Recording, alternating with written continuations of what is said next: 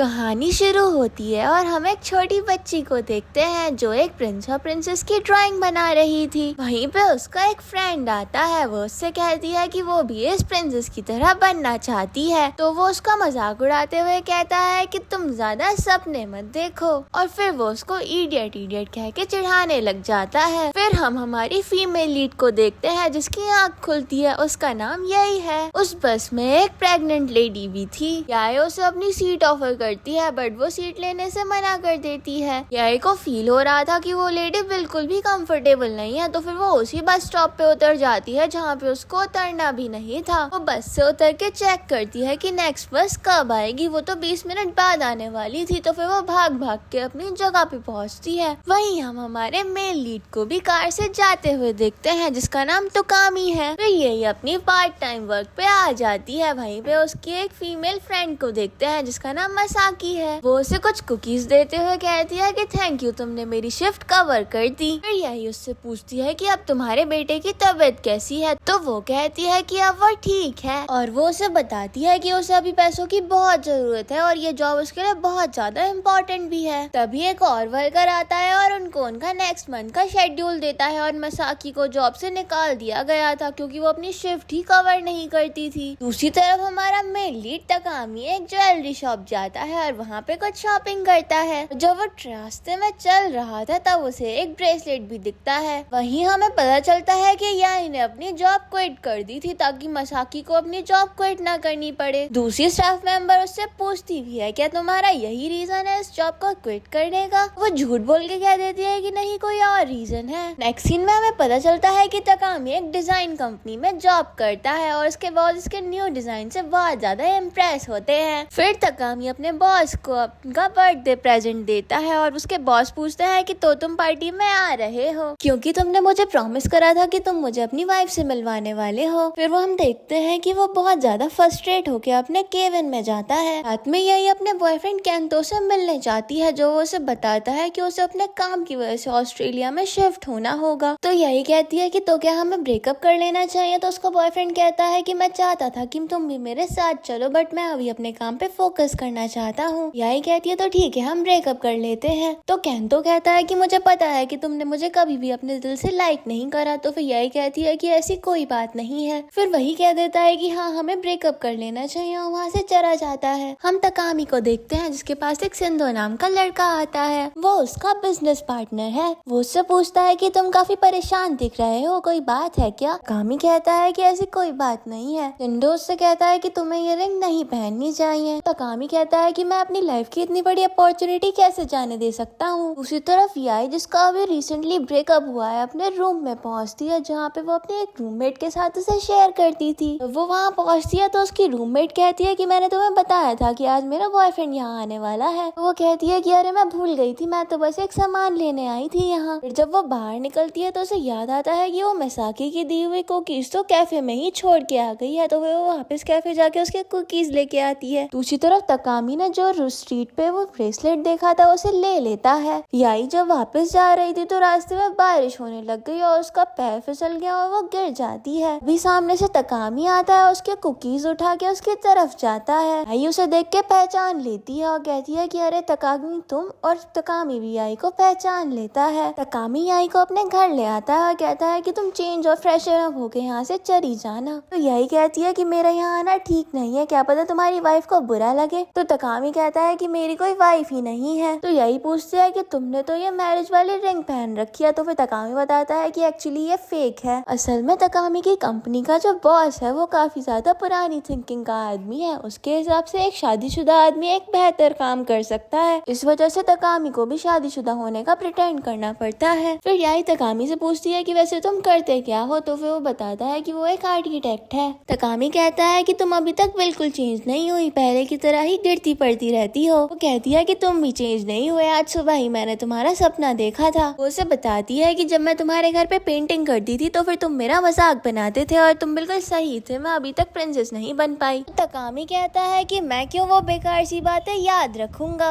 याई कहती है कि मैं तुम्हें इतना मैसेज करती थी, तुम तो रिप्लाई भी नहीं देते थे। बट अब मुझे तुम्हारी सिचुएशन समझ आ रही है, तुम हमेशा बहुत ज्यादा हार्ड वर्क करते थे। तकामी फिर उसके बारे में पूछता है तो यही बताती है कि वो एक कैफे में पहले वेट वेट्रेस का काम करती थी, बट अब उसकी जॉब छूट गई है और उसका आज ही ब्रेकअप भी हो गया है। फिर वो कहती है कि शायद अब मेरे कपड़े सूख गए होंगे। तो तकामी उससे पूछता है कि क्या तुम पार्ट टाइम जॉब करना चाहोगी? तो फिर यही पूछती है कि कैसी जॉब? वो कहता है कि तुम्हें मेरी फेक वाइफ बनने की जॉब करनी होगी, इसके बदले में तुम यहाँ रह सकती हो, मैं तुमसे रेंट भी नहीं लूंगा। इवन वो इस सब के लिए उसे मंथली पे भी कर रहा था और उसके खर्चे भी उठा रहा था, क्योंकि उसे 6 महीने तक उसकी वाइफ बनने का प्रिटेंड करना होगा, क्योंकि उसके बाद उसका बॉस अपने बेटे को उसकी कंपनी टेक ओवर करने देगा। यही कहती है कि पर ये सब कुछ करना सही नहीं होगा, क्योंकि वो अपने फ्रेंड के साथ रहती थी और ऐसे अचानक अपना रूम छोड़ दे तो वो बेचारी अकेले अपना रूम रेंट भी पे नहीं कर पाएगी। इसलिए वो उसकी हेल्प करने के लिए मना करती है और कहती है कि तुम ऐसे ही किसी के साथ भी अपना रिलेशनशिप फेक करके प्रिटेंड कर नहीं सकते। तकामी उससे कहता है कि मुझे तुमसे ये सुनने की उम्मीद नहीं थी, बिकॉज तुम ही हमेशा झूठ बोलती हो। नेक्स्ट मॉर्निंग यही अपने घर आती है। उसकी रूममेट उसे बताती है कि उसके बॉयफ्रेंड ने उसे शादी के लिए प्रपोज करा है। उसके लिए यही बहुत ज्यादा खुश होती है। फिर वो कहती है कि इसका मतलब मुझे दूसरा घर ढूंढना पड़ेगा, क्योंकि अब तो तुम दोनों साथ रहने वाले हो। उसकी रूममेट उससे कहती है वैसे तुम अपना टाइम ले सकती हो अपने लिए दूसरा घर ढूंढने में। तकामी अपने घर पे देखता है कि याई अपना एक सामान उसी के घर पे छोड़ गई है, तो वो उसकी फोटो क्लिक करके उसे भेजता है, कहता है कि तुम ये भूल गई थी। पर तभी उसे याई कॉल करके कहती है कि मैं तुम्हारा ऑफर एक्सेप्ट करने के लिए रेडी हूँ, क्योंकि अब मेरे पास रहने के लिए घर भी नहीं रहेगा। और वो कहती है कि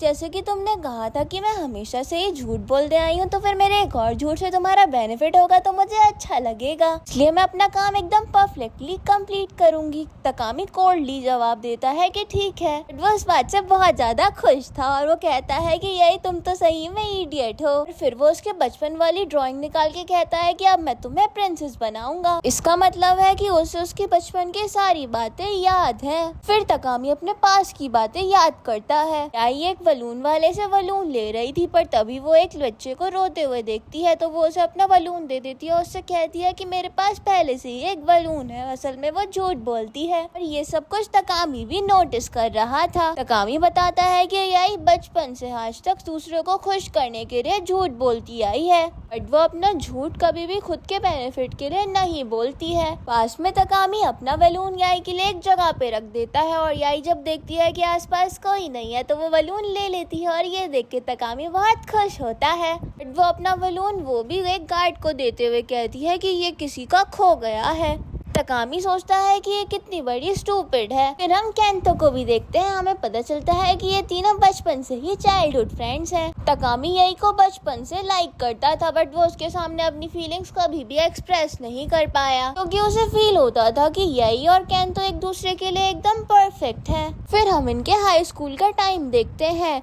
तकामी केंतो को मैसेज करता है कि मेरे लिए याई का हमेशा ध्यान रखना और उसको हमेशा एक प्रिंसेस बना के रखना। सीन दोबारा से बचपन में जाता है। केंता यही से बतलाता है कि क्या फर्क पड़ता है, प्रिंसेस बनने के लिए रॉयल फैमिली में पैदा होना जरूरी नहीं है। यही कहती है कि ऐसा तकामी ने कहा था, तो फिर केंतो कहता है कि डोंट वरी, मैं तुम्हें एक प्रिंसेस बनाऊंगा। फिर सीन फिर से हाई स्कूल लाइफ में शिफ्ट होता है। यही तकामी को बताती है कि केंतो की फैमिली सिंगापुर शिफ्ट हो रही है। फिर तकामी याई के बचपन वाली ड्राइंग लेके सोचता है कि वो ऐसे केंतो को कभी भी हरा नहीं सकता, इसके लिए उसे बहुत ज्यादा हार्ड वर्क करना होगा। इसलिए वो बहुत ज्यादा हार्ड वर्क करता है और ऐसे ही अपनी कॉलेज लाइफ भी कंप्लीट करता है और बहुत सारे वर्क एक्सपीरियंस भी लेता है। जब वो काम से थक जाता था तो फिर वो याई के मैसेज देख के दोबारा से मोटिवेटेड फील करता था। और कुछ साल पहले ही उसे एक डिजाइन कंपनी में एक बहुत बढ़िया पोस्ट भी मिल गई थी। और एक दिन तकामी अपने ग्रुप चैट पे अपनी एक फोटो सेंड करती है। उस फोटो को देख के तकामी इतनी कैलकुलेशन करके उसकी और अपनी रिंग का साइज पता कर लेता है। फिर उन दोनों के लिए एक एक रिंग बनवा लेता है और उससे मिलने का भी सोच रहा था। बट जब वो उससे मिलने गया तो उसे याई के साथ केंतो भी दिखा, तो वो वहाँ से वापस आ गया। फिर वो अपनी रिंग उतार के कहता है कि केंतो मुझे माफ करना, मैं उसका ख्याल नहीं रख सकता। और फिर वो डिसाइड कर देता है कि अब वो सिर्फ अपने काम पर ही फोकस करेगा। नेक्स्ट डे वो सेंडो के साथ ऑफिस जाता है और सेंडो उसकी रिंग देते हुए उसे कहता है कि कल तुम ये बार में छोड़ आए थे। तकामी उसे बताना चाहता था कि वो उसे जानबूझ के छोड़ के आया है, पर सेंडो उसके कुछ कहने से पहले ही उसे देख के चला जाता है। फिर हम एक लड़की को देखते हैं जिसका नाम रेमी है और ये तकामी के बॉस की बेटी है।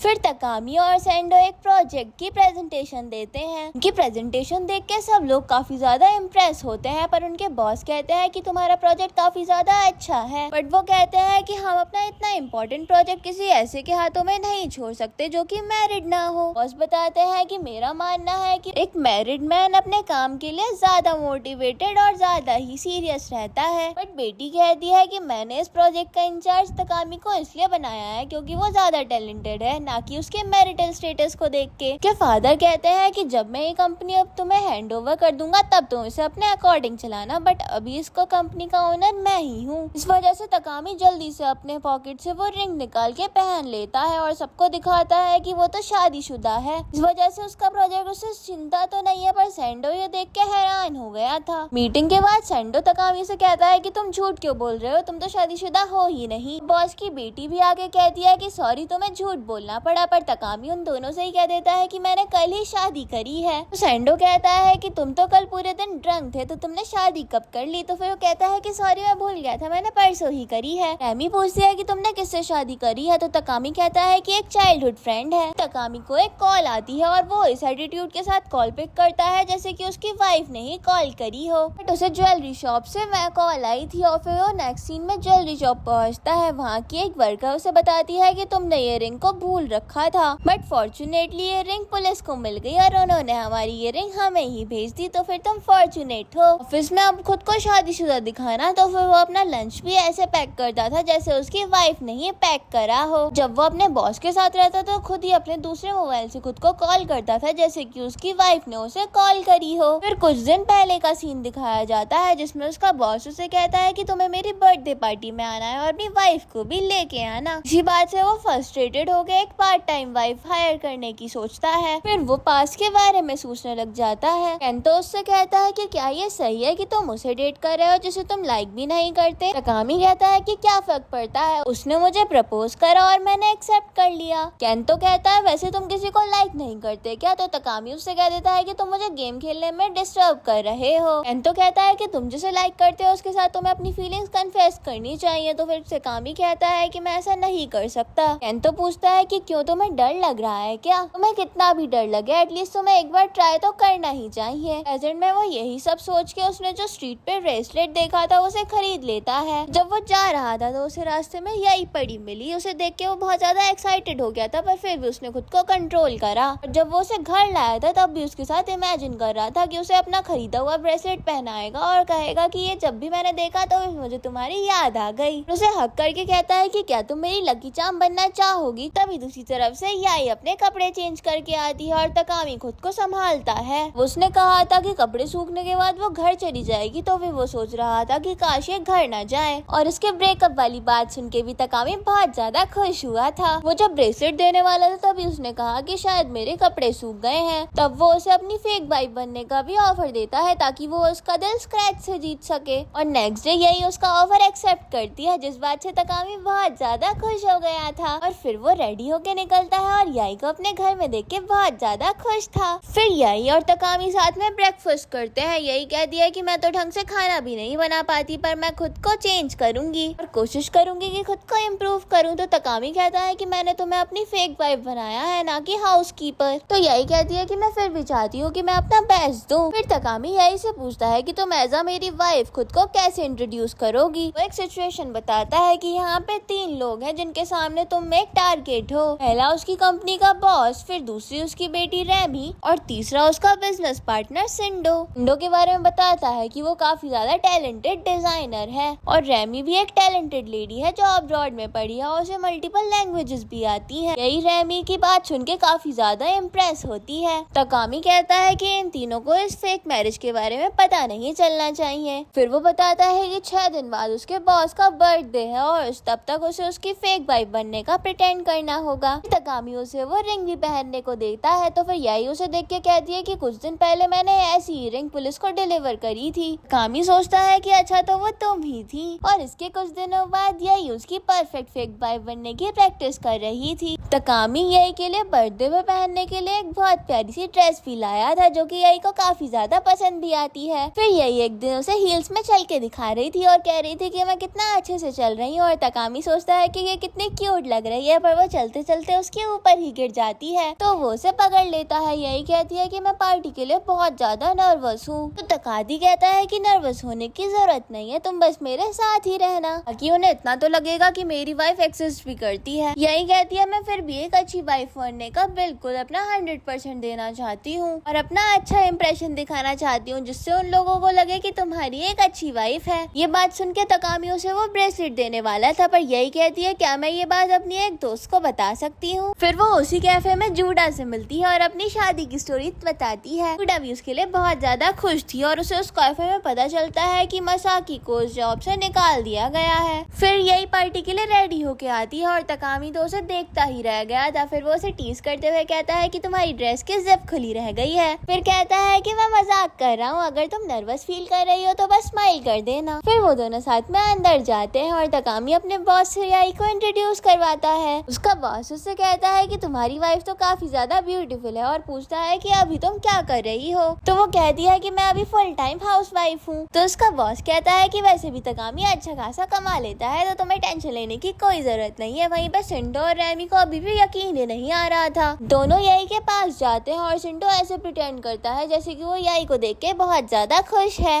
फिर रेमी यई को अपना बिजनेस कार्ड देती है तो यई कहती है कि मेरे पास तो कोई बिजनेस कार्ड ही नहीं है। रेमी उसकी बात पे हंसती है और यही कहने वाली थी कि तुम तो तकामी के एक्स से बहुत ज्यादा डिफरेंट हो, पर सेंडो उसे वहाँ से ले जाता है। फिर यही एक जगह पे बैठी हुई थी, पर तभी वहाँ पे एक सर्वेंट उसके पास जाती है और वो सर्वेंट और कोई नहीं मसाकी थी और वो दोनों एक दूसरे को देख के बहुत ज्यादा खुश होते हैं। तकामी का बॉस आके कहता है कि क्या तुम दोनों एक दूसरे को जानते हो। तो मसाकी बताती है कि हम दोनों पहले एक ही कैफे में जॉब करते थे। तो बॉस कहते हैं कि तुम्हें इस कैफे में जॉब करने की क्या जरूरत, तुम्हारे तो हस्बैंड इतना अच्छा कमा लेता है। सुन के मसाकी तो बहुत ज्यादा शॉक्ड रहती है और यई को भी समझ नहीं आ रहा था कि वो क्या कहे। फिर उसे यई की बात याद आती है और वो उसे कह देती है कि बस ऐसे ही काम करती थी, क्योंकि मेरा मानना है कि सोशल एक्सपीरियंस होना भी जरूरी है। ये सुन के बॉस काफी ज्यादा इम्प्रेस होते हैं, बट तभी यई के हाथ से वो प्लेट गिर जाती है और वो उस प्लेट को उठाना भी चाह रही थी, बट बॉस कह देता है कि तुम रहने दो, नहीं तो तुम्हारे कपड़े गंदे हो जाएंगे। और वो प्लेट उठाने का काम मसाकी को करने को कहता है। फिर तकामी आके यई की तरफ से माफी भी मांगता है। बॉस कहते हैं कि कोई दिक्कत नहीं है, प्रॉब्लम तो ये थी कि तुम इतनी ब्यूटीफुल वाइफ को इतने दिनों तक हम लोगों से छुपा कर रखे हुए थे। के बाद यही मशाकी के पास जाती है तो मशाकी कहती है कि मुझे तो पता ही नहीं था कि तुम्हारी शादी भी हुई है। तुम कहती थी कि तुम तो अपनी फ्रेंड के साथ रहती हो, क्योंकि तुम्हारे पास पैसों की भी कमी है, बट तुम तो सब कुछ झूठ बोलती थी। कहती है कि तुम तो शायद मेरे दिए हुए चीप कुकीज भी फेंक दिया करती होंगी। और फिर मसाकी वहाँ से चली जाती है और तब वहाँ तकामी आता है और उसके सर पे हाथ रखते हुए कहता है कि अगर तुम चाहो तो हम इस नाटक को यहीं पे खत्म कर सकते हैं, क्योंकि झूठ हमेशा दुखी ही करता है। बट यही कहती है कि नहीं, मैं इसको अभी खत्म नहीं करूंगी। फिर वो कहता है कि जो भी मैंने तुमसे बात कही थी वो मैं वापस लेता हूँ, और जब भी अब तुम्हारा स्माइल करने का मन करे तभी करना। फिर उसे छत पे ले आता है और उसे एक बिल्डिंग दिखाते हुए कहता है कि ये बिल्डिंग मेरा पहला डिजाइन था।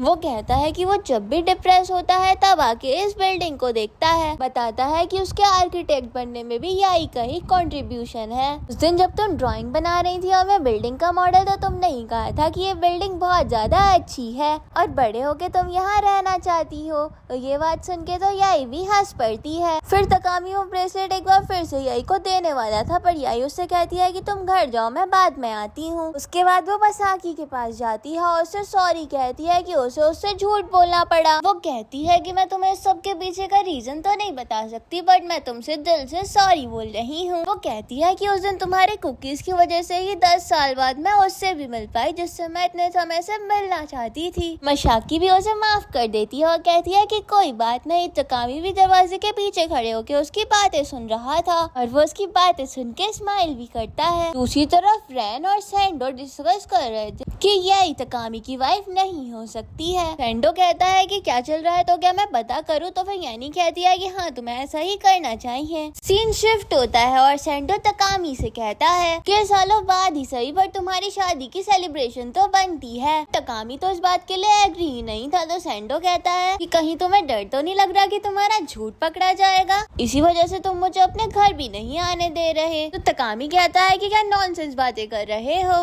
नेक्स्ट सीन में वो यही को बताता है कि सेंडो को कि उनके ऊपर डाउट है, इसलिए वो सेलिब्रेशन के लिए उनके घर आना चाहता है और वो हमें चेक भी करने आ रहा है, तो हमें अपने बेस्ट परफॉर्मेंस देना है और वो हमें पकड़ भी सकता है, इस वजह से हमें अपनी बेस्ट परफॉर्मेंस दे रहा है। यही इस बात से थोड़ी नर्वस होती है। तो तकामी उससे पूछता है कि तुम क्या खा रही हो, तो वो बताती है कि मैंने ये अपने हाथों से बनाया है। तो तकामी कहता है कि मैं तुम्हें मंथली पेमेंट भी तो करता हूँ, तो इतने सारे पैसे क्यों बचाती हो। तो यही कहती है कि 6 महीने बाद तो तुम मुझे इस जॉब से निकाल दोगे, तो फिर मुझे पैसे तो बचाने ही होंगे। तो इस बात पे वो उसे एक रेस्टोरेंट ले जाता है और वहाँ पे इतना सारा खाना देके वो आज ज्यादा एक्साइटेड हो गई थी। वो बताता है कि इस रेस्टोरेंट का डिजाइन भी उसी ने रेडी करा था, वो भी 2 साल पहले। वो ये भी बताता है कि शिंडो ही उसकी कामयाबी के पीछे का रीजन है, उसी ने उसे रेमी से भी मिलवाया था, उसी के थ्रू उसे ये जॉब भी मिला। तो यही कहती है तो फिर इस वजह से शिंडो को तो ये झूठ बिल्कुल भी पता नहीं चलना चाहिए, क्योंकि वो तो तुम्हारे लिए बहुत ज्यादा इम्पोर्टेंट है। फिर वो अपने बचपन की कुछ यादें शेयर करती है। तो तकामी बड़बड़ाता है कि तुम मुझे एज अ फ्रेंड ही देखती हो। फिर उससे कहता है कि मैं तुम्हें पे करता हूँ, तो तुम अच्छे से खाया पिया करो। दूसरी तरफ शिंडो रेमी को बताता है कि परसों मैं तकामी के घर जाने वाला हूँ। तो रेमी कहती है तो मैं भी चलूंगी। शिंडो कहता है कि नहीं, अगर तुम भी चले तो वो लोग ज्यादा केयरफुल हो जाएंगे। फिर वो पूछता है कि अगर तकामी झूठ बोल रहा होगा तो क्या तुम अपने फादर को बता दोगी। तो वो कहती है कि नहीं, बट जब मैं कंपनी टेक ओवर करूंगी तो उसे निकालने में मुझे टाइम नहीं लगने वाला। फिर वो शिंडो को भी वार्निंग देती है कि मुझे धोखा देने की सोचना भी मत। शिंडो कहता है कि अगर वो झूठ ही बोल रहा है तो उसे मुझे छुपाने की क्या जरूरत। रेमी कहती है कि शायद उसे तुम पे और मुझ पे दोनों पर ही भरोसा नहीं है। दूसरी तरफ यही और तकामी अपने घर वापस आ रहे थे। यही स्टार देखते हुए कहती है टोक्यो में स्टार बहुत ज्यादा ही शाइन करते हैं। फिर तकामी वो ब्रेसलेट यही को दोबारा से देने वाला था, पर इतने में ही वो बात चेंज कर देती है। इसके बाद वो दोनों घर आ जाते हैं। अब उन लोगों को सेंडो को दिखाना था कि वो 1 साल से साथ रह रहे हैं। तो फिर तकामी कहता है कि तो फिर हमें अपने सामान को मिक्स कर देना चाहिए। फिर वो अपना सामान मिक्स करके कहते हैं कि ये घर पहले से ही अच्छा दिख रहा था, तो फिर वो अपना सामान वापस से अलग अलग कर देते हैं। फिर तकामी यही को एक शॉप पे ले जाता है जिससे वो अपने घर के इंटीरियर को थोड़ा सा चेंज कर पाए। रिटर्न्स के लिए एक स्टाफ मेंबर उन्हें साइज देखने को कहती है। यही को तो साइज के बारे में कुछ पता ही नहीं था, तो फिर तकामी वहाँ पे आके उसको गाइड करता है। फिर वो दोनों घर आते हैं और तकामी उसको देख के कहता है कि अब फिनिशिंग टच बाकी है। फिर वो कारपेट पे लेट के लोट पोट होने लग जाता है। यही पूछती है कि ये तुम क्या कर रहे हो। तो तकामी कहता है कि तुम्हें भी मुझे ज्वाइन करना चाहिए, ताकि उसे लगे कि ये कारपेट बिल्कुल भी न्यू नहीं है। वो उसे ज्वाइन करके कहती है कि इतनी सारी शॉपिंग करना काफी ज्यादा एंजॉयबल रहा। तो तकामी उसे अपनी तरफ पुल कर लेता है और उससे कहता है कि मुझे पता है कि तुम लास्ट टाइम पार्टी के लिए रिंग और ड्रेस और शूज खुद चूज करना चाहती थी। तो यही कहती है कि मुझे खुशी है कि तुमने वो मेरे लिए चूज करा। नेक्स्ट डे हम शिंडो को देखते हैं जो अपने बारे में बताता है कि मेरा एक सीक्रेट है, पर मैं दूसरों को उसके बारे में बताना नहीं चाहता, तो फिर मैं दूसरों जैसे ही रहता हूँ। फिर वो फ्लावर्स बाय करने जाता है। तो फिर बेचने वाली कहती है कि क्या तुम ये अपनी गर्लफ्रेंड के लिए खरीद रहे हो। तो वो इस बात पे एग्री करता है। फिर वो अपने बारे में बताता है। सीन फ्लैशबैक में शिफ्ट होता है जहाँ पे वो तकामी से एक बार में मिला था और उसके बाद उन दोनों में फ्रेंडशिप हो गई थी। बट हमें पता चलता है कि सेंडो तो तकामी को फ्रेंड से ज्यादा मानता है। असल में उसका सीक्रेट ये था कि उसको लड़कियां नहीं लड़के पसंद है और इवेंचुअली वो तकामी को ही लाइक करता है। उस दिन भी जब तकामी याई को उसके बॉयफ्रेंड के साथ देख के ड्रिंक कर रहा था, तो फिर सेंडो भी अपनी इम्पोर्टेंट मीटिंग छोड़ के तकामी के पास गया था। बट उसके पास में वो रिंग देख के बिल्कुल भी खुश नहीं हुआ।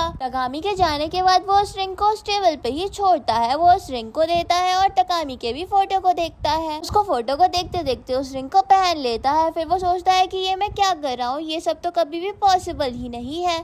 वो रिंग उसे वापस देते हुए सोचता है कि आई होप ये तुमने भूली नहीं, जानबूझ के छोड़ रखी हो, और काश तुम ये रिंग दोबारा से फेंक दो। बट उल्टा तकामी तो सबको बता देता है कि वो शादीशुदा है। इस बात से सेंडो बहुत ज्यादा हर्ट हुआ था और फिर वो तकामी के लिए फ्लावर्स लेके उसके घर जाते हैं, उसको देखते हैं। दूसरी तरफ याई अपने घर पे रट्टा मार रही थी कि वो लोग हनीमून के लिए कहाँ गए थे और उनकी स्टोरी के बारे में भी। फिर उनके घर की डोल बेल बजती है। तकामी याई को कूल डाउन रहने को कहता है, तो वो कहती है कि तुम्हें भी कूल डाउन रहना चाहिए। वो डोर ओपन करती है। सेंडो कहता है कि तुम्हारे घर की वाइफ्स काफी अलग लग रही हैं। वो पूछता है कि तुम तो हनीमून के लिए दुबई गए थे, पर तुम्हारी तो एक भी फोटो नहीं है। फिर वो उसे फोटो दिखाता है। हमें पता चलता है कि कल ही उन्होंने ग्रीन सीन पे फोटो लेके उसे एडिट करवा लिया था। फिर यही देखती है कि उसने प्रैक्टिस बुक तो काफी ज्यादा सामने ही रख दी है। सेंडो उसे देख ले उससे पहले ही तकामी उसके ऊपर बैठ जाता है। फिर यही पूछती है कि अगर तुम्हें भूख लग रही है तो क्या मैं डिनर रेडी करूँ। तो सेंडो इस बात पे एग्री करता है और फिर तकामी सेंडो को अपनी काम की बातों में उलझा के एक साइड ले जाता है और यही पीछे से वो पेपर छुपाने की कोशिश करती है, पर सेंडो उसे देख लेता है तो वो उससे पूछता है कि तुम क्या कर रही हो, तो वो कहती है कि मैं तो योगा कर रही हूँ। फिर वो किसी तरह से वो पेपर छुपा के ले जाती है। इसके बाद रेमी सेंडो को कॉल करती है और पूछती है कि वहाँ की क्या सिचुएशन है, तो सेंडो बताता है कि वो पता लगा रहा है और फिर वो उन दोनों के साथ में टूथब्रश रख के देख के बहुत ज्यादा सैड फील कर रहा था। फिर यही खाना लगाती है और सेंडो खाना देख के कहता है कि शायद ये खाना तकामी ने बनाया है। फिर सेंडो पूछता है कि तो तुम लोग चाइल्डहुड फ्रेंड्स थे, तो वो यही बताती है कि हाँ, जब वो 5 साल की थी तभी उसकी मॉम की डेथ हो गई थी। उसके बाद उसके फादर जब भी ड्यूटी से लेट आते थे तो तकामी के पेरेंट्स उसे डिनर के लिए इनवाइट कर लेते थे। सेंडो कहता है तो फिर तो तुम काफी ज्यादा लोनली फील करती होगी। यही कहती है कि जब भी मैं अपनी मदर के बारे में किसी को बताती हूँ वो जनरली मुझे सिंपैथी दिखाते हैं, तुम पहले हो जो तुम मेरे बारे में ऐसे बोल रहे हो। वो पूछती है कि मैंने सुना है कि तुम सब लोगों से काफी जल्दी घुल मिल लेते हो और तकामी की सक्सेस में भी तुम्हारा बहुत बड़ा हाथ है। सेंडो कहता है कि हाँ, मुझे लोगों के साथ मिलजुल के रहना काफी ज्यादा पसंद है, तो वो यही कहती है कि तुम एक अच्छे पर्सन हो। सेंडो पूछता है कि वैसे तुम दोनों चाइल्डहुड फ्रेंड्स से लवर्स कैसे बने। तकामी यही के सर पे हाथ रख के कहता है कि ये मेरी फर्स्ट लव है। ये सुन के बहुत ज्यादा शॉक्ड हो गई थी। सेंडो यही से पूछता है कि यही तुम्हारा फर्स्ट लव है, तो फिर तकामी बताता है कि नहीं, इससे पहले हमारा एक फ्रेंड था केन, तो वो यही का फर्स्ट लव है। तकामी को एक प्रोजेक्ट के लिए कॉल आता है और वो एक्सक्यूज मी कह के वहाँ से चला जाता है। सेंडो यही को बताता है कि तकामी इस प्रोजेक्ट के लिए बहुत ज्यादा मेहनत कर रहा है। कह रहा था कि उसे घर से लेटे लेटे स्टार्स देखने हैं, इसलिए वो इस रिजॉर्ट का डिजाइन भी कुछ ऐसा ही कर रहा है। यही बताती है कि जब हम लोग हाई स्कूल में थे तो इसी तरह हमने घर में बैठे बैठे स्टार्स देखे थे और नेक्स्ट डे में ठंड की वजह से बीमार भी पड़ गई थी। तो सेंडो कहता है कि शायद उसका यही रीजन है कि घर से बैठे बैठे स्टार देखने का कॉन्सेप्ट बना है। सेंडो समझ जाता है कि तकामी भले से ही शादी के बारे में झूठ बोल रहा है, पर यही के लिए उसका लव एकदम सच्चा है। फिर सेंडो कहता है कि शायद मुझे चले जाना चाहिए क्योंकि हमारा अकेले रहना सही नहीं है। फिर सेंडो जब जा रहा होता है तो फिर यही भी उसके साथ आती है, तो वो पूछता है कि तुम मेरे साथ क्यों आई हो, तो वो कहती है कि शायद मुझे लगता है कि तुम भी लोनली फील कर रहे हो। फिर वो दोनों आपस में कुछ बातें करते हैं और सेंडो यही की बातों से काफी ज्यादा रिलैक्स भी फील कर रहा था। तभी वहाँ तकामी भी आ जाता है। सेंडो उनकी फोटो क्लिक करता है और तकामी और यही के रिलेशनशिप को भी एक्सेप्ट कर लेता है। तकामी से कांग्रेचुलेशंस भी बोलता है, कहता है कि मुझे तो याद ही नहीं था कि मैंने तुम्हें कांग्रेचुलेट भी नहीं करा शादी के लिए। फिर वो रैनी को मैसेज करता है कि शायद उनकी मैरिज रियल है और उसे हनीमून की फोटो भी सेंड कर देता है। फिर रैनी के पास एक जून नाम का आदमी आता है, वो उससे उसकी मैरिज के बारे में बताती है और जब वो फोटो देखता है वो कहता है कि ये फोटो तो फेक है। फिर वो कहता है कि अगर मैं भी तकामी की जगह होता तो मैं भी उससे ऐसा ही झूठ बोलता, इवन मैं तो किसी भी रैंडम लड़की से शादी भी कर लेता।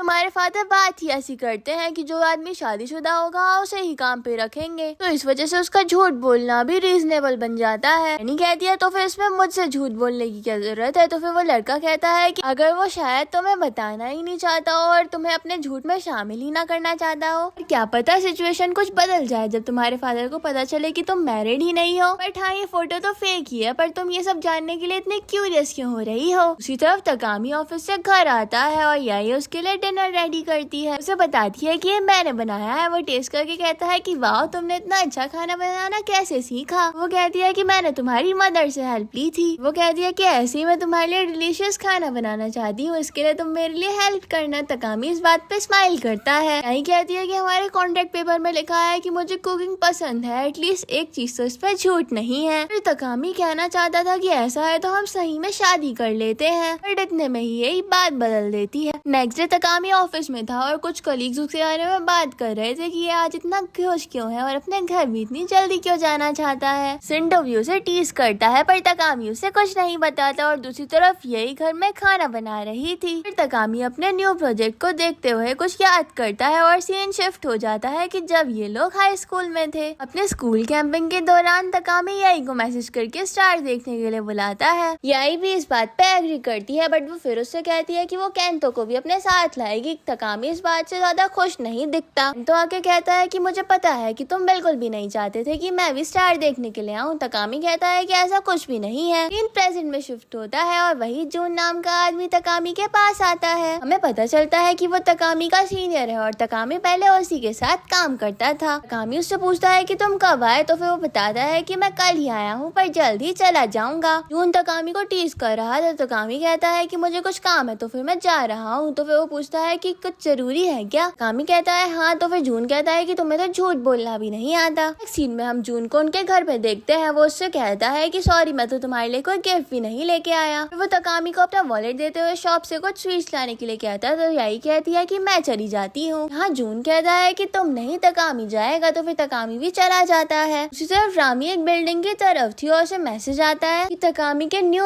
प्रोजेक्ट रिजॉर्ट की ओपनिंग में किन किन लोगों को आना है। और वहाँ वो देखती है तकामी के साथ साथ उसकी वाइफ का भी नाम है।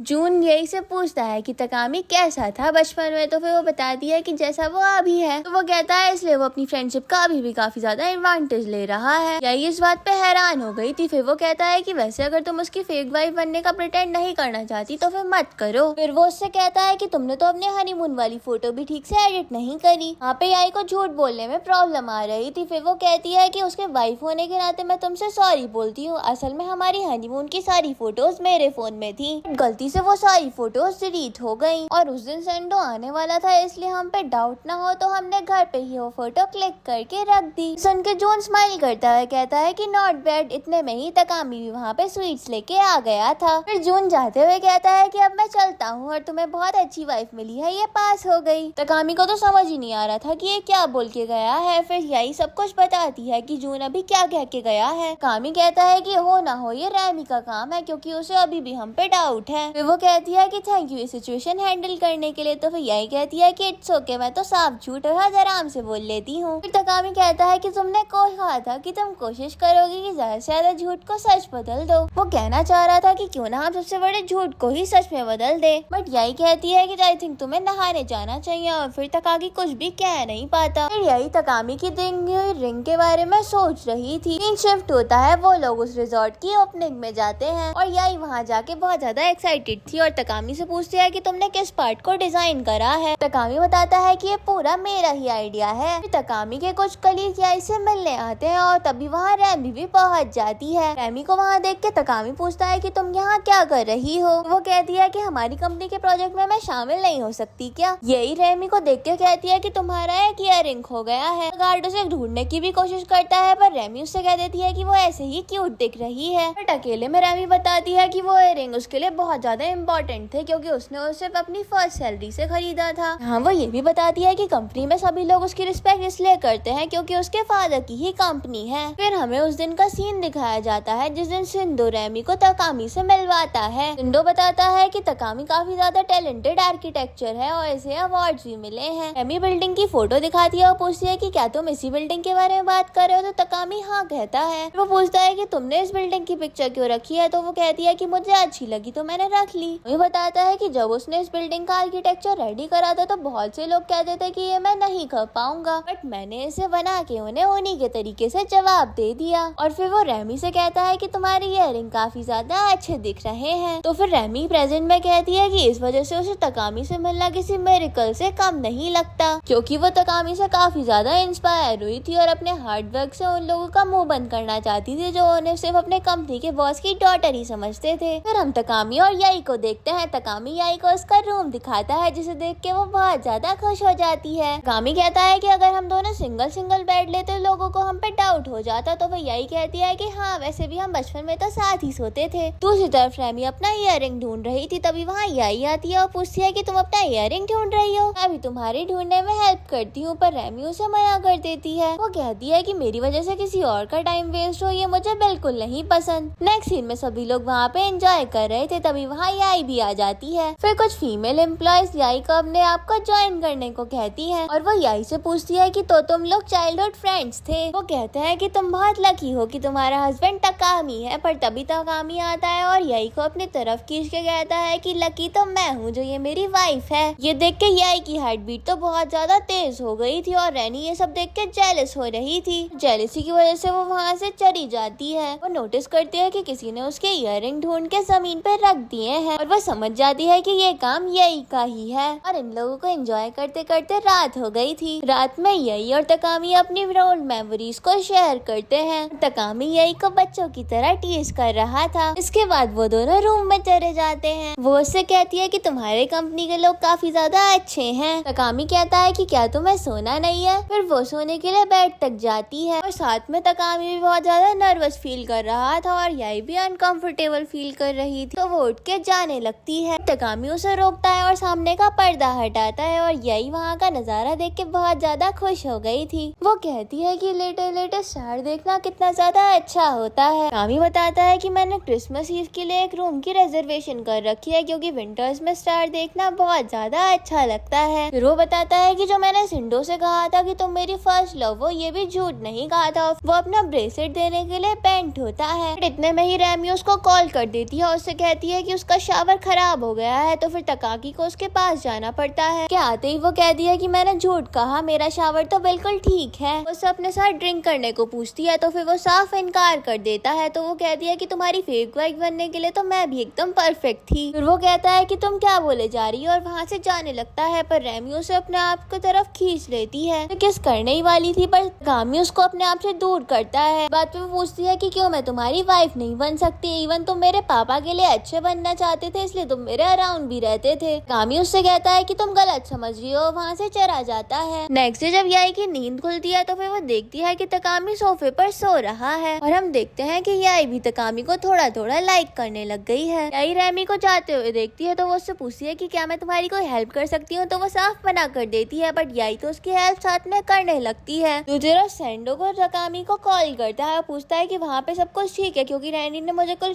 मैसेज करा था और मुझे लगता है कि वो कुछ करने वाली है। फिर तकामी देखता है कि याई भी बेड पर नहीं है। इन शिफ्ट होता है और याई कहती है कि हम बहुत ज्यादा चल चुके हैं, हमें थोड़ी देर बैठ के रेस्ट करना चाहिए। और फिर वो रैमी को वाटर बॉटल देते हुए कहती है कि तुम ले लो, मेरे पास दूसरी है। रैमी पूछती है कहाँ और फिर वो उससे डांटती है कि तुम हर छोटी छोटी चीजों में झूठ क्यों बोलती हो। याई उससे कहती है कि मुझे पता नहीं। वो कहती है कि मुझे झूठ बोलना पसंद तो नहीं पर मैं झूठ बोल के सेटिस्फाइड होती हूँ कि मेरी वजह से कोई तो खुश हो रहा है। वो कहती है कि तुम अपने आप को अंडरएस्टिमेट मत करो, तुम्हें तकामी ने चूज किया है। वो बताती है कि जब उसने उन दोनों को स्टार्टिंग में देखा था तभी वो समझ गई थी कि उनकी मैरिज तो फेक है। फिर रैमी बताती है कि वो तकाकी को लाइक करती है। फिर यही रैमी को उस बलून वाले इंसिडेंट के बारे में बताती है कि कैसे उसने वो बलून एक सिक्योरिटी गार्ड को हैंड ओवर कर दिया बट उसने बाद में सोचा कि शायद उसे वो बलून रख लेना चाहिए था। और ये सब बातें करने के बाद वो दोनों वापस आ जाती हैं। रैमी तकाकी से माफी मांगती है। तकाकी बताता है कि तुम भी मेरे लिए बहुत ज्यादा इम्पोर्टेंट हो और मैं नहीं चाहता था कि तुम मेरे झूठ में शामिल हो जाओ। रैमी कहती है कि अगर तुम मेरे लिए इसलिए झूठ बोलते हो कि मैं हर्ट ना हूँ और फिर वो हमें दूर ले जाए तो इससे अच्छा तो तुम मुझे सब कुछ सच ही बता दो। तकाकी कहता है कि ठीक है, अब मैं तुमसे कभी भी झूठ नहीं बोलूंगा। तकामी नोटिस करता है कि याई और रैमी तो बहुत ज्यादा फ्रेंडली हो गए हैं। नेक्स्ट सीन में याई अपना लगेज पैक कर रही थी बट वो कहती है कि उसका जाने का बिल्कुल मन नहीं कर रहा। तकामी उससे कहता है कि अगर तुम एक और दिन यहाँ रुकना चाहती हो तो कोई प्रॉब्लम नहीं है। तो फिर यही कहती है कि नहीं, वैसे भी हम यहाँ पे क्रिसमस पर तो आने ही वाले हैं। तकामी इस बात पे एक्साइटेड हो जाता है और इसके चेहरे पे तो एक अलग ही खुशी दिख रही थी। दूसरी तरफ हम केंटो को देखते हैं जो सिंगापुर से वापस आ गया था। ऑफिस में तकामी याई के बारे में सोच सोच के बहुत खुश हो रहा था। तभी वहाँ सेंडो आता है। वो तकामी से कहता है कि रिजॉर्ट वाले तुम्हारा और तुम्हारी वाइफ का फोटो यूज करना चाहते हैं। तकामी वो फोटो याई को शेयर करता है। उससे पूछता है कि अगर ये फोटो पब्लिकली अपलोड हो गई तो तुम्हें कोई प्रॉब्लम तो नहीं होगी। वो कुछ एक्सक्यूजेस देके उसे मना ही लेता है। नेक्स्ट सीन में याई की फ्रेंड उसे अपनी शादी के लिए इनविटेशन देने आती है और उसके लिए याई बहुत ज्यादा हैप्पी भी थी। फिर याई उससे पूछती है कि वैसे तुमने शादी करने का क्यों सोचा। उसकी फ्रेंड बताती है कि इन फ्यूचर अगर उसका पार्टनर अपने रिलेशनशिप के लिए इनसिक्योर फील हो तो मैं उसे हक से कह सकती हूँ कि हम दोनों तो मैरिड हैं। की फ्रेंड याई से पूछती है कि वैसे तुम ये क्वेश्चन क्यों पूछ रही हो। याई बताती है कि जब तकामी उसके पास होता है तो उसकी हार्ट बीट तेज हो जाती है। सीन शिफ्ट होता है। तकामी बाथरूम से नहा के निकला था और उसे शर्टलेस देख के बहुत ज्यादा नर्वस हो जाती है और उसे कुछ पहनने के लिए कहती है। उसके बाद वो बाहर आता है और उसे उसकी फ्रेंड की मैरिज इनविटेशन की कार्ड दिख जाती है। वो कहती है कि सॉरी, मैंने तुमसे बिना पूछे ये प्लान कर लिया। तकाकी कहता है कि कोई बात नहीं, तुम्हें अपने काम को भी प्रायोरिटी देनी चाहिए। याई कहती है कि फेक वाइफ होना मेरी जॉब है। तकामी उसके पास आके बैठता है। उससे कहता है कि अब से तुम्हें घर के काम करने की कोई जरूरत नहीं है, इसके लिए मैं एक मेड रख लूंगा। नेक्स्ट सीन में हम उन्हें उनके बॉस के साथ देखते हैं। उनका बॉस अपनी फैमिली के बारे में काफी कुछ बता रहा था। बॉस को एक कॉल आती है और वो रिसीव करने के लिए बाहर चला जाता है। याई कहती है कि अब मुझे समझ आया तुम्हारे बॉस सिर्फ मैरिड लोगों के साथ काम क्यों करना चाहते हैं, बिकॉज उनका भी फैमिली सपोर्ट बहुत ज्यादा अच्छा है। इसके बाद वो लोग लंच करके बाहर निकलते हैं। याई तकामी के बॉस से कहती है कि आपका पेन अंदर ही रह गया और फिर वो अंदर लेने चली जाती है। अभी तकामी देखता है कि सामने तो केंटो खड़ा है। तकामी उसे देख के बहुत ज्यादा खुश होता है तो बॉस पूछते हैं कि क्या ये तुम्हारा फ्रेंड है। तो तकामी दोनों को एक दूसरे से इंट्रोड्यूस करवाता है। बॉस कहते हैं कि अगर तुम तकामी के चाइल्डहुड फ्रेंड हो मतलब इसकी वाइफ भी तुम्हारी फ्रेंड होगी। केंटो ये बात कुछ समझ नहीं पाता। तभी याई भी वो पेन लेके आ जाती है और याई केंटो को देख के बहुत ज्यादा खुश होती है। बट उससे भी ज्यादा खुश केंटो ये बात सुन के होता है कि उन दोनों ने शादी कर ली है। नेक्स्ट सीन में केंटो उनके घर पे था और याई और केंटो आपस में बहुत ज्यादा हंसी मजाक कर रहे थे। बट तकामी उन दोनों को देख के बहुत ज्यादा जेलस हो रहा था। वो कहता है कि 10 साल तक तुमने हमसे कांटेक्ट करने की कोई कोशिश नहीं करी। याई के मुंह से भी निकल जाता है कि 10 साल तक तुमने भी तो कुछ कांटेक्ट नहीं करा। फिर केंटो उन दोनों को उनकी शादी के लिए कांग्रेचुलेट करता है। केंटो और याई की क्लोजनेस देख के तकामी बहुत ज्यादा जेलस फील कर रहा था। जब केंटो वॉशरूम जाता है तो याई तकामी के पास आके बैठ जाती है। पूछती है कि शायद हमें केंटो को सब कुछ सच सच बताना चाहिए। तकामी कहता है कि हमने उससे ऐसा बोल दिया है तो फिर ऐसे बताना बिल्कुल ठीक नहीं होगा। काफी रात हो जाती है और याई सो जाती है। तकामी केंटो को भी यहीं रुकने को कहता है बट वो ये ऑफर रिफ्यूज कर देता है। बट केंटो कहता है कि याई को प्रिंसेस बनाने के लिए थैंक यू। तकामी कहता है कि वैसे प्रिंसेस घर का काम नहीं करती। केंटो एक पास के इंसिडेंट के बारे में बात करने लगता है। वो जब अपने हाई स्कूल के फायरवर्क शो में गए थे तो फिर तकामी अपनी गर्लफ्रेंड के साथ गया था और केंटो याई और अपने कुछ फ्रेंड्स के साथ। वो खत्म होने के बाद केंटो ने तकामी और उसकी गर्लफ्रेंड को थोड़ा और एंजॉय करने के लिए भी इनवाइट करा था। असल में केंटो ने उस टाइम डिसाइड करा था कि अगर तकामी वहाँ पे आया तो वो याई को उसे सौंप के सिंगापुर चला जाएगा। जब केंटो सिंगापुर गया इसका मतलब कि तकामी वहाँ पर आया था। फिर हम तकामी की एक्स को देखते हैं जो उसकी और याई की फोटो देख रही थी। नेक्स्ट डे तकामी अपने ऑफिस जाता है। उसके कलीग्स उसे दिखाते हैं कि उसकी और उसकी वाइफ की फोटो बहुत ज्यादा वायरल हो रही है। दूसरी तरफ याई भी फोटो देख के खुश हो रही थी। अपने फोन के वॉलपेपर में भी उस फोटो को सेट कर लेती है। ऑफिस में तकामी सोच रहा था कि इस बार वो केंटो को अपने रास्ते में नहीं आने देगा। फिर वो केंटो को मैसेज करता है और हाउस वार्मिंग पार्टी में इनवाइट करता है और वो रैनी और सैंडो को भी इनवाइट कर लेता है। बट वो सबको इनवाइट करके खुद ही काम में उलझा रह गया था। याई कहती है कि तकामी नहीं है तो मैं उसको रिप्लेस कर देती हूँ। तो रैमी कहती है कि तुम उसकी जगह क्यों लोगी, तुम्हारी तो एक अलग प्लेस है। तो कहता है कि फाइनली याई की एक ऐसी फ्रेंड बन गई जो वो कहती है जो वो सुनना चाहती है, वरना तो ये शुरू से ही अपने आप को सेक्रीफाइस करती रही है। फिर पार्टी ओवर हो जाती है और सैंडो और रैनी वहाँ से चले जाते हैं और केंटो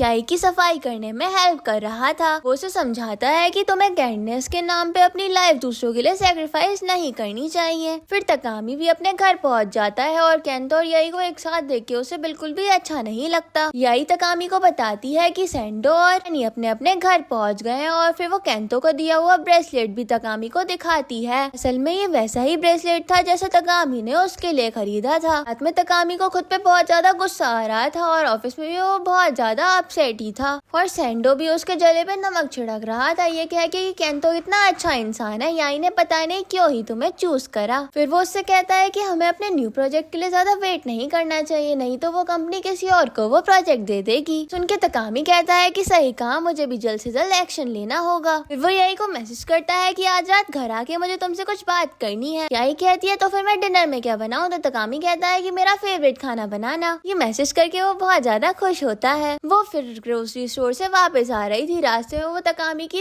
एक्स से मिलती है कि एक्स पूछती है तो तुम लोगों ने शादी कर ली? फिर याई उसकी एक्स को अपने घर ले आती है कि एक्स कहती है कि ये काफी बड़ा घर है, तकामी सही में बहुत ज्यादा मेहनत करता है। वो बताती है कि उसने उन दोनों की फोटो एक आर्टिकल में देखी थी और वो देख के बहुत ज्यादा हर्ट भी हुई थी। वो बताती है कि उसने बिना किसी एक्सपेक्टेशन के तकामी को प्रपोज करा था और उसने एक्सेप्ट भी कर लिया। उसे असल में पता था कि तकामी उसके लिए कुछ फील नहीं करता। इस रात वो लोग फायरवर्क्स देखने गए थे। उस रात उस लड़की का बर्थडे भी था पर तकामी उससे ये कह के चला गया कि उसको उसके क्लासमेट्स बुला रहे हैं और उसे पता चला कि वहाँ पे याई भी थी। उसके बाद तकामी ने उसे सॉरी का मैसेज भी करा था बट उसने उसे कोई भी रिप्लाई ही नहीं करा। उसने सोचा था कि अगर एक और मैसेज आया तो वो उसे माफ कर देगी बट उसके बाद तो उसने उसे कोई भी मैसेज ही नहीं करा। फिर वो अपना रोना रोने लग जाती है। वो जाने के लिए उठती है तो याई उसे रोक लेती है। उससे पूछती है कि मैं तुम्हारे लिए क्या कर सकती हूँ? तो वो एक्स कह देती है कि अगर तुम मेरे लिए तकामी से दूर हो गई तो मेरे लिए बहुत ज्यादा हेल्पफुल होगा। तकामी का काम खत्म होता है। वो एक्साइटेडली घर जाने की सोच रहा रहा था, पर इतने में ही याई का मैसेज आ जाता है कि सॉरी आज मेरी तबीयत थोड़ी खराब है, तो हम कल बात कर लेंगे। उदास होकर तकामी घर आया था और साथ में कुछ मेडिसिन भी लेके आता है और वो 2 ग्लास देख के समझ जाता है कि घर में कोई आया था। नेक्स्ट मॉर्निंग तकागी पूछता है कि अब तुम्हारी तबीयत कैसी है, तो फिर वो अपनी तबीयत ठीक बता देती है। कहती है कि शायद अब मुझे न्यू जॉब ढूंढनी चाहिए और फिर उसे मना कर देती है कि अब वो उसके साथ क्रिसमस ईव पे भी नहीं आ पाएगी। तो वो कहता है कि कोई बात नहीं, हम किसी और दिन वो रूम बुक कर लेंगे। तो वो मना करती है और कहती है कि इस बार मैं न्यू ईयर से कुछ दिन पहले अपने घर जाने का प्लान कर रही हूँ। तकामी उसके पास आके पूछता है कि असल में बात क्या है। पूछता है कि कल यहाँ कोई आया था क्या, केंतो आया था। तो फिर याई कहती है कि नहीं, कल मेरी एक फ्रेंड आई थी जिसकी जल्दी शादी होने वाली है। याई उससे पूछती है कि कल तुम कुछ कहना चाहते थे। तो फिर तकागी कहता है कि हाँ, जब आज मैं काम खत्म करके आऊंगा तब तुम्हें बताऊंगा। ऑफिस में तकामी का दुकान पे तो बिल्कुल भी ध्यान ही नहीं था। फिर सैंडो से ड्रिंक के लिए पूछता है, वो मना कर देता है, कह देता है कि थैंक यू, तुमने मुझे ऑफर करा। बात पे रेमी और सैंडो हंसने लग जाते हैं। रेमी कहती है कि तुम आजकल कुछ ज्यादा ही सॉरी और थैंक यू बोल रहे हो। तकामी सोचने लग जाता है कि शायद ये याई का ही असर है। फिर तकामी को केंतो का मैसेज आता है कि उसे एक क्लाइंट से मिलने उसकी कंपनी आना है। नेक्स्ट सीन में तकामी केंतो के साथ ही था। केंतो तकामी से कहता है कि मैं तुम दोनों के लिए बहुत ज्यादा खुश हूँ कि तुम लोगों ने शादी कर ली है। वो कहता है कि अगर तुम दोनों की शादी नहीं होती तो मैं यही से शादी कर लेता, डोंट वरी। अगर वो एग्री करती तभी। कहता है कि मैं उसे प्रपोज करने से डरता था कि अगर मैं उसे प्रपोज भी करता और अगर वो कह देती कि उसके लिए मेरे मन में कुछ है ही नहीं तो। तकामी इस बात पे पूछता है कि क्या तुम कल मेरे घर आए थे। तो फिर वो इस बात के लिए मना कर देता है। तकामी कहता है कि कल मुझे लग रहा है कि कोई आया था, पर उसने मुझसे कहा कि उसकी फ्रेंड आई थी, मुझे लग रहा है कि वो झूठ बोल रही है। केंतो कहता है कि तुम्हें पता है ना कि जब वो झूठ कब बोलती है। उसी तरफ याई अपने फोन का वॉलपेपर देखते हुए उसकी एक्स की बातों को याद करती है। तकामी की एक्स ने उससे बोला था कि अगर तुम उसे छोड़ दोगी तो ये सबसे बड़ा फेवर होगा मेरे लिए। वो कहती है कि मैं क्या क्या बोल रही हूँ, पर मैंने इस सिचुएशन का कभी भी एक्सपेक्ट ही नहीं करा था। मुझे पता था कि वो मुझसे प्यार ही नहीं करता, बट मैं उससे मिलने की कोशिश कर रही थी नेक्स्ट मंथ अपने बर्थडे में। बट वो बहुत ज्यादा रो रही थी और याई को उसको ऐसे रोता हुआ देख के बहुत ज्यादा बुरा फील होता है। प्रेजेंट में याई उस वॉलपेपर को चेंज कर देती है। फिर सैंडो याई को कॉल करके पूछता है कि तकामी को कुछ हुआ है क्या, वो बहुत ज्यादा अपसेट लग रहा था। और फिर रेमी भी उसे वही क्वेश्चन पूछती है कॉल करके। दूसरी तरफ तकामी भी केंतो की बात याद करते हुए घर आ रहा था। केंतो कहता है कि तुम्हें याई से सब कुछ सच बुलवाने के लिए खुद सच बोलना होगा। घर पे पहुंच के डिनर के बाद याई उससे पूछती है कि क्या सब कुछ ठीक है। तकामी कहता है कि शायद क्रिसमस ईव का प्लान कैंसिल हो गया, इसलिए मैं थोड़ा अपसेट हूँ। वो उससे पूछता है कि क्या तुम ये फेक मैरिज वाला कॉन्ट्रैक्ट तोड़ना चाहती हो। याई थोड़ी देर चुप रहती है और फिर वो बोलती है कि रिजॉर्ट में तुमने अपने कलीग से बोला था कि तुम मुझे पाकर लकी हो, बट असल में तो लकी मैं हूँ। असल में तुम्हारे साथ होने की वजह से मैं लाइफ में इतने अच्छे एक्सपीरियंस गेन कर पाई। तकामियों से हक कर लेता है, कहता है कि हमारा मिलना कोई कॉन्सिडेंस नहीं है, मैं तो तुमसे मिलने की हमेशा से प्लानिंग कर ही रहा था। और फिर वो अपनी सारी फीलिंग्स उसके आगे कन्फेस कर देता है और उससे कहता है कि अगर यही सब करने का मतलब शादी है तो मैं तुमसे शादी करना चाहता हूँ। फिर वो उसे किस करने वाला था, पर याई उसे सॉरी कह के चली जाती है। नेक्स्ट मॉर्निंग याई उसे बताती है कि उसे आज अपनी फ्रेंड के साथ उसकी शादी की शॉपिंग के लिए जाना है। तकामी अपने ऑफिस में देखता है कि स्कूल के चैट ग्रुप के लोग उससे कह रहे थे कि तुम्हारी एक्स तुम्हारा एड्रेस पूछ रही थी। फिर तकामी उसके एक्स को कॉल लगा के पूछता है कि क्या तुम मेरे घर आई थी। तो फिर वो इस बात पे एग्री करती है। वो बताती है कि याई ने उसे बता दिया कि उसकी मैरिज फेक है। तकामी कहता है कि तुम्हें पता है कि मैं याई को ही लाइक करता हूँ। एक्स कहती है कि पर याई के लिए तो तुम्हारे लिए कोई भी फीलिंग्स नहीं है। ये सुन के तकामी वो कॉल कट कर देता है। दूसरी तरफ याई अपनी फ्रेंड की वेडिंग ड्रेस खरीदने में उसकी हेल्प कर रही थी। जब वो बाहर निकलती है तो देखती है याई उसे लेने आया है। नेक्स्ट सीन में वो दोनों एक ब्रिज पे थे और एक दूसरे को टीज कर रहे थे। तकामी एक जगह पे बैठ के उससे कुछ बातें करता है, फिर उससे कहता है कि मुझे पता है कि तुम्हारे क्रश असल में केंतो है। जब मुझे फील हुआ कि मैं तुम्हें प्रिंसेस बना सकता हूँ तभी मैं तुम्हारे सामने आया था। तकामी की बातों से याई की आंखों में आंसू आ जाते हैं और फिर वो कहता है कि अब से तुम मेरे झूठ से आजाद हो। वो उसकी रिंग उतार देता है और कहता है कि अब तुम्हें दूसरों के लिए खुद को सैक्रिफाइस नहीं करना होगा। हम देखते हैं कि याई अपने घर आ गई थी। फिर तकाकी सैंडो और रेनी के सामने उस सब के लिए माफी मांगता है और वो दोनों भी उस सब के लिए उसे माफ कर देते हैं। वो दोनों कहते हैं कि हमें तो लगा था कि तुम्हारा रिलेशनशिप रियल है। तकामी उन्हें कुछ नहीं कहता और अपने बॉस को भी सब कुछ बता के उनसे माफी मांगता है। उसके बॉस कहते हैं कि ये बात जानने के बाद कि तुमने मुझे धोखे में रखा तब भी मैं तुम्हारे साथ इन्वेस्टमेंट और काम करने के बारे में जरूर सोचूंगा। इन शिफ्ट होता है और सैंडो याई को कॉल करता है। नेक्स्ट सीन में वो तीनों